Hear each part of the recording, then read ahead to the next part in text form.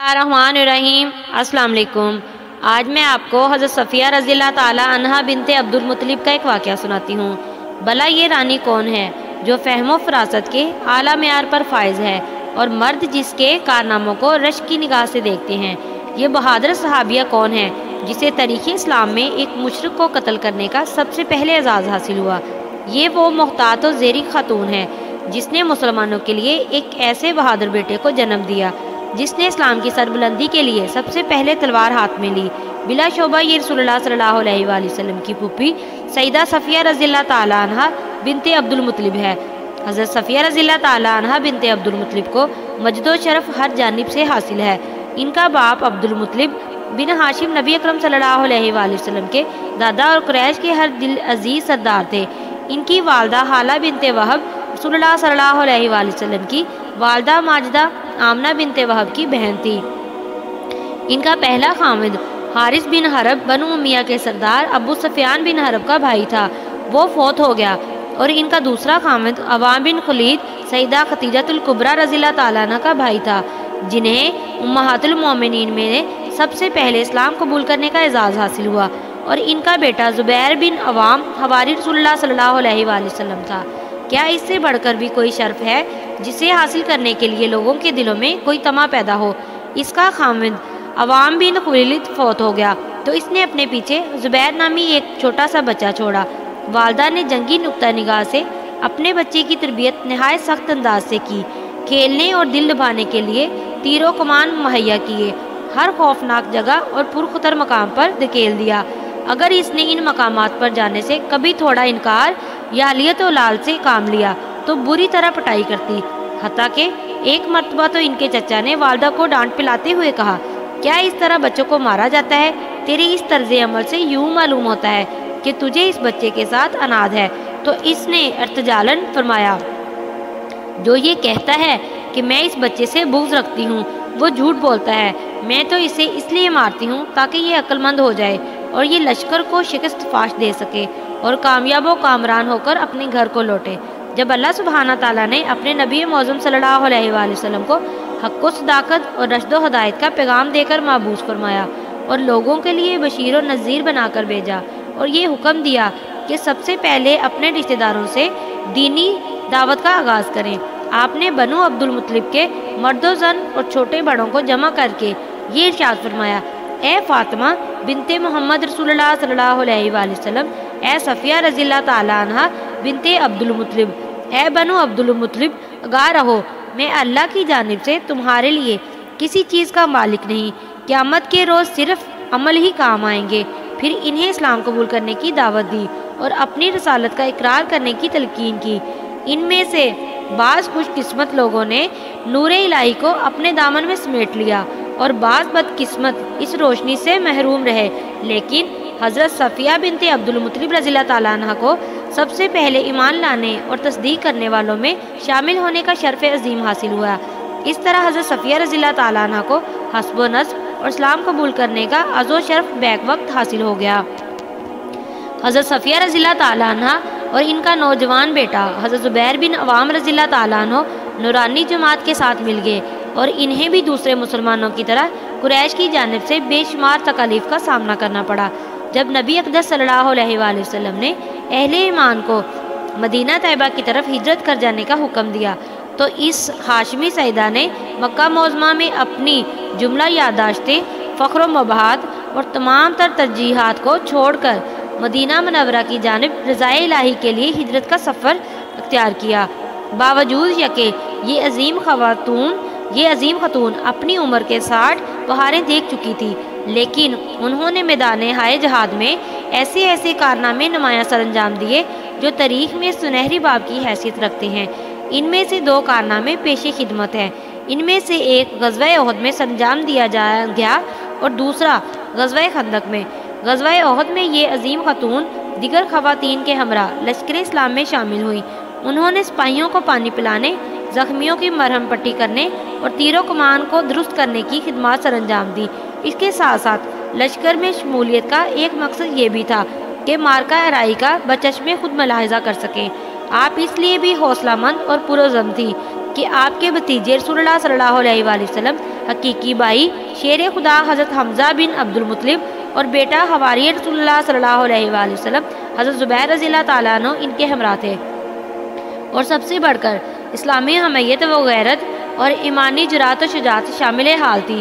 اسلام کی سربلندی کے لیے ہی ہجرت کا راستہ اختیار کیا اور اس میں ہی جنت کا راستہ دکھائی دیا۔ غزوہ احد میں جب اس نے دیکھا کہ میدان جنگ میں چند ایک کے علاوہ تمام رسول اللہ صلی اللہ علیہ وآلہ وسلم سے دور ہٹ چکے ہیں، اس نے دیکھا کہ ایک مسلح دشمن نبی اکرم صلی اللہ علیہ وآلہ وسلم کے قریب پہنچتا ہی چاہتا ہے اور خطرہ ہے کہ وہ آپ کو جانی نقصان پہنچائے۔ گھبراہٹ میں اپنا مشکیزہ زمین پر پھینکا اور اس شیرنی کی طرح جھپٹی جس کے بچے پر حملہ کر دیا گیا ہو۔ ایک شکستہ خوردہ صحابی کے ہاتھوں سے نیزہ چھینا اور دشمن کی صفوں کو چیرتی ہوئی اپنے نیزے سے دشمنوں کے چہروں کو چھیلتی ہوئی آگے بڑھی اور مسلمانوں کو جھنجھوڑتی ہوئی کہنے لگی، مسلمانوں تم پر افسوس، تم رسول اللہ صلی اللہ علیہ وآلہ وسلم کو اکیلے چھوڑ کر دور ہٹ گئے ہو۔ جب نبی اکرم صلی اللہ علیہ وآلہ وسلم نے اسے پرجوش انداز میں آگے بڑھتے ہوئے دیکھا تو آپ گھبرائے کہ کہیں اپنے شہید بھائی حمزہ کی لاش کو نہ دیکھ لیں جسے دشمن نے بری طرح مسل رکھا تھا۔ آپ صلی اللہ علیہ وآلہ وسلم نے اس کے بیٹے سے کہا، زبیر اسے روکیں۔ حضرت زبیر رضی اللہ تعالیٰ عنہ نے آگے بڑھ کر کہا، امی جان رک جائیں، امی جان رک جائیں، مجھ سے دور ہٹ جاؤ۔ بیٹے نے عرض کیا، امی جان رسول اللہ صلی اللہ علیہ وآلہ وسلم کا حکم ہے، آپ واپس آ جائیں۔ فرمایا، کیوں؟ مجھے یہ خبر ملی ہے کہ میرے بھائی کے اللہ کی راہ میں ناک کان کاٹ دیے گئے ہیں۔ رسول اللہ صلی اللہ علیہ وآلہ وسلم نے حضرت زبیر رضی اللہ تعالیٰ عنہ سے کہا، اسے جانے دیں، اس کا راستہ نہ روکیں۔ جب جنگ کی آگ مانند پڑ گئی تو حضرت صفیہ رضی اللہ تعالیٰ عنہ نے اپنے بھائی حمزہ کی لاش دیکھی۔ ان کا پیٹ چاک کر دیا گیا تھا، ان کا جگر نکال لیا گیا تھا، ناک اور کان کاٹ دیے گئے تھے اور چہرے پر گہرے زخم لگائے گئے تھے۔ بہن نے بھائی کے حق میں مغفرت کی دعا کی اور برائی ہوئی آواز میں کہنے لگی، بھائی جان یہ سب کچھ اللہ کی راہ میں ہے، میں اللہ تعالیٰ کے فیصلے پر راضی ہوں، اللہ کی قسم میں صبر کروں گی اور عند اللہ ثواب کی امید رکھوں گی۔ یہ تو غزوہ احد میں حضرت صفیہ رضی اللہ تعالیٰ عنہ کا مثالی اور قابل تقلید کارنامہ تھا، لیکن انہوں نے غزوہ خندق میں جو کارنامہ سر انجام دیا وہ ان کی ہمت اور جرات اور عقل و دانش کا شاہکار تھا۔ تاریخ کے آئینہ میں اس حیرت انگیز واقعہ کا مشاہدہ کریں۔ رسول اللہ صلی اللہ علیہ وآلہ وسلم کی عادت مبارکہ تھی کہ جب بھی آپ کسی غزوہ پر روانگی کا ارادہ کرتے تو مسلم خواتین اور بچوں کی رہائش کا انتظام قلعہ میں کرتے تاکہ دشمن انہیں کوئی نقصان نہ پہنچا سکے۔ غزوہ خندق میں مدینہ کی تمام مسلم خواتین اور بچوں کو حضرت حسان بن ثابت رضی اللہ تعالیٰ عنہ کے اس قلعے میں محفوظ کر دیا گیا جو انہیں اپنے اجداد سے ورثے میں ملا تھا۔ یہ قلعہ ہر طرف سے انتہائی محفوظ تھا۔ مسلمان خندق کے کنارے قریش کے مقابلے میں ڈٹے ہوئے تھے۔ دشمن کے بالمقابل آنے کی وجہ سے عورتوں اور بچوں کی طرف مکمل توجہ نہ دے سکے۔ ایک صبح منہ اندھیرے حضرت صفیہ رضی اللہ تعالیٰ عنہ کیا دیکھتی ہیں کہ قلعے کے نزدیک ایک سایہ متحرک ہے اور کسی کے پاؤں کی آہٹ بھی سنی۔ غور سے دیکھا تو انہیں ایک یہودی قلعے کی جانب بڑھتا ہوا دکھائی دیا اور وہ قلعے کے اندرونی حالات معلوم کرنے کی کوشش کر رہا ہے۔ اس کی حرکات دیکھ کر حضرت صفیہ رضی اللہ تعالیٰ عنہ کو یقین ہو گیا کہ یہ تو اپنی قوم کے لیے جاسوسی کر رہا ہے اور یہ معلوم کرنا چاہتا ہے کہ قلعے کے اندر مرد بھی ہیں یا صرف عورتیں اور بچے ہی ہیں۔ حضرت صفیہ رضی اللہ تعالیٰ عنہ نے اپنے دل میں کہا، بنو قریظہ نے رسول اللہ صلی اللہ علیہ وآلہ وسلم کے ساتھ کیے گئے عہد و پیمان کو پامال کر کے مسلمانوں کے خلاف قریش سے تعاون کرنا شروع کر دیا ہے۔ اب قلعے کے اندر کوئی مرد نہیں جو عورتوں اور بچوں کے دفاع کے لیے آگے بڑھے۔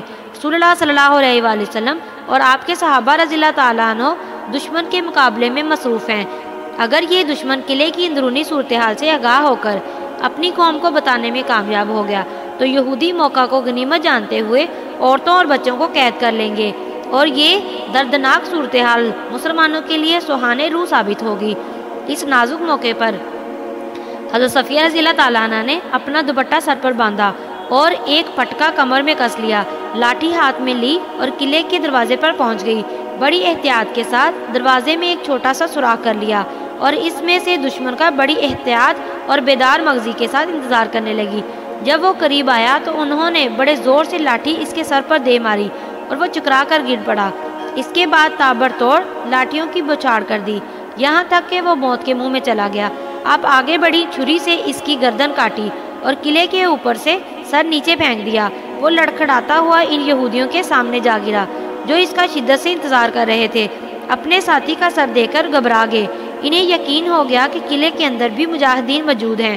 حضرت محمد صلی اللہ علیہ وآلہ وسلم نے عورتوں اور بچوں کو قلعے میں اکیلا نہیں چھوڑا۔ یہ صورتحال دیکھ کر وہ الٹے پاؤں پیچھے مڑ گئے۔ اللہ سبحانہ تعالیٰ حضرت صفیہ رضی اللہ تعالیٰ عنہ سے راضی ہو گیا۔ بلا شبہ انہوں نے مسلمان خواتین کے لیے ایک روشن مثال قائم کی، اپنے اکلوتے فرزند کی احسن طریق سے تربیت کی، اپنے بھائی کی لاش کو دیکھ کر انتہائی صبر و تحمل کا مظاہرہ کیا، مشکلات و مصائب کو صبر و استقامت سے برداشت کیا، اور تاریخ کے صفحات میں یہ بات ثبت ہو گئی کہ حضرت صفیہ رضی اللہ تعالیٰ عنہ بنت عبد المطلب وہ پہلی عظیم خاتون ہے جس نے جرات و بہادری کا مظاہرہ کرتے ہوئے ایک مشرک کو موت کے گھاٹ اتار دیا۔ جزاک اللہ۔